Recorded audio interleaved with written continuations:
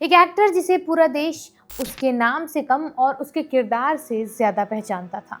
एक ऐसा TV star जिसकी पॉपुलैरिटी इतनी थी कि दर्शक उसके बढ़ते वजन को भी उसकी पर्सनालिटी का हिस्सा मानकर प्यार करते थे। पैसा था, फेम था, हिट शो था और इंडस्ट्री में ऐसा दबदबा था कि शायद उन्हें खुद भी लगने लगा था कि अब उन्हें कोई हटा नहीं सकता।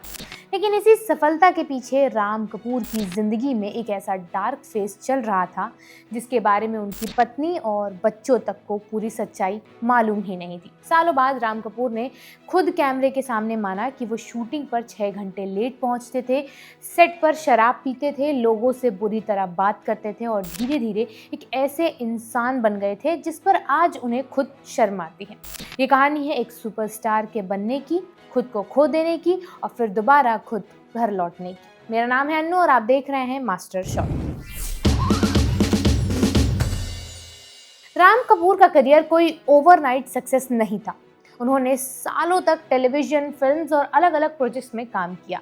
लेकिन उनकी ज़िंदगी का सबसे बड़ा टर्निंग पॉइंट आया साल 2011 में, जब उन्हें एकता कपूर के शो बड़े अच्छे लगते हैं में राम कपूर का किरदार मिला। शो की कहानी उस समय के टिपिकल टेलीविजन रोमांस से काफ़ी अलग थी। यहाँ हीरो कोई यंग कॉलेज बॉय नहीं था और हीरोइन भी किसी फेरी टेल रोमांस का इंतजार नहीं कर रही। ये दो मैच्योर लोगों की कहानी थी जिनकी शादी परिस्थितियों के कारण होती है और फिर धीरे धीरे उनके बीच प्यार पैदा होता है। राम कपूर और साक्षी तन्वर की केमिस्ट्री ने शो को हाउस होल्ड नेम बना दिया था। देखते ही देखते राम कपूर टेलीविजन के सबसे पॉपुलर और हाईएस्ट रेटेड एक्टर में शामिल हो गए। खुद राम ने बताया कि 27 साल के करियर और कई फिल्मों के बाद भी उनकी सबसे बड़ी पहचान आज तक बड़े अच्छे लगते ही हैं। लेकिन जिस चीज़ ने उन्हें ऑडियंस का प्यार दिलाया वही धीरे धीरे उनकी सबसे बड़ी परेशानी भी बन गई। राम कपूर का हैवी बॉडी टाइप उनके कैरेक्टर का हिस्सा बन चुका था। लोग उन्हें उसी रूप में पसंद करते थे और मेकर्स भी शायद वही इमेज बनाए रखना चाहते थे।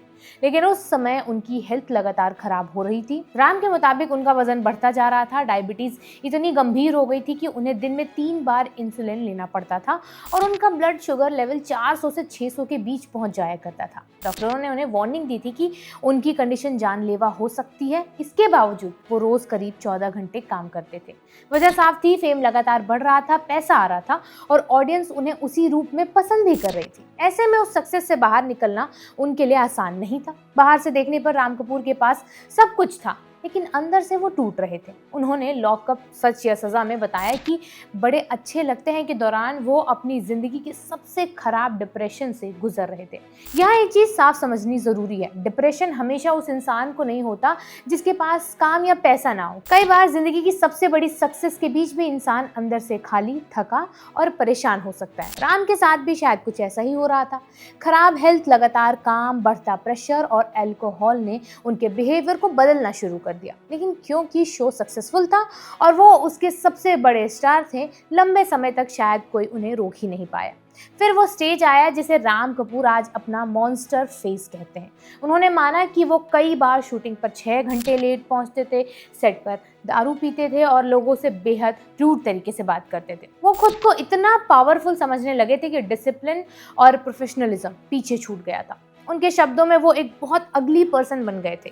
सबसे बड़ा कन्फेशन ये था कि उनके मुताबिक बड़े अच्छे लगते हैं आखिरकार उनके बिहेवियर की वजह से ही खत्म हुआ। उन्होंने कहा कि उस समय वो जिस तरह के इंसान बन चुके थे उसे याद करके आज उन्हें शर्म आती है। ये कन्फेशन इसीलिए भी शॉकिंग है क्योंकि ऑडियंस पर्दे पर जिस राम कपूर को देख रही थी वो शांत, रोमांटिक और लवेबल था।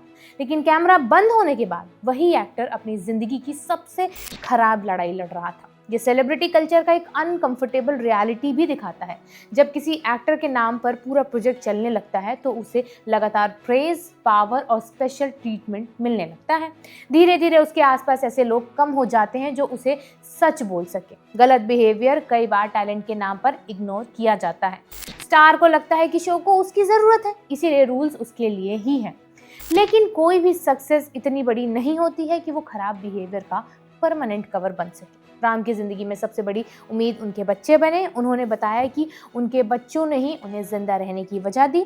जब वो अपने सबसे डार्क फेज में थे तब उन्हें लगा कि एक पेरेंट होने के बाद वो केवल अपने लिए फैसले नहीं ले सकते हैं, बच्चों की रिस्पॉन्सिबिलिटी ने उन्हें संभाले रखा। उन्होंने ये भी कहा कि 10 साल से ज़्यादा समय बीतने के बाद अब वो एक इंसान के रूप में काफ़ी खुश हैं। हैरानी की बात ये थी कि राम ने दावा किया कि इस कन्फेशन की पूरी सच्चाई उनकी पत्नी गौतमी कपूर और उनके बच्चे भी पहली बार शो के जरिए ही सुन रहे थे। राम कपूर की कहानी केवल एक एक्टर की या कंट्रोवर्सी की नहीं है, ये फेम के डेंजरस साइड की कहानी है।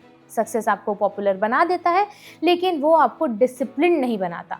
पैसे आपको कंफर्ट दे सकता है, लेकिन मेंटल पीस की गारंटी नहीं होती। और ऑडियंस का प्यार आपको स्टार जरूर बना सकता है, लेकिन ये तय नहीं करता कि बंद कमरे में आप किस तरह के इंसान बन रहे हैं। शायद इसीलिए राम कपूर का ये कन्फेशन उनकी किसी फिल्म या शो से ज़्यादा पावरफुल लगता है, क्योंकि इस बार उन्होंने कोई कैरेक्टर नहीं निभाया, उन्होंने उस इंसान का सच बता दिया है जिसे वो खुद पीछे छोड़ना चाहते हैं। आपको क्या लगता है कमेंट सेक्शन में बताइएगा और देखते रहिए मास्टर शॉट।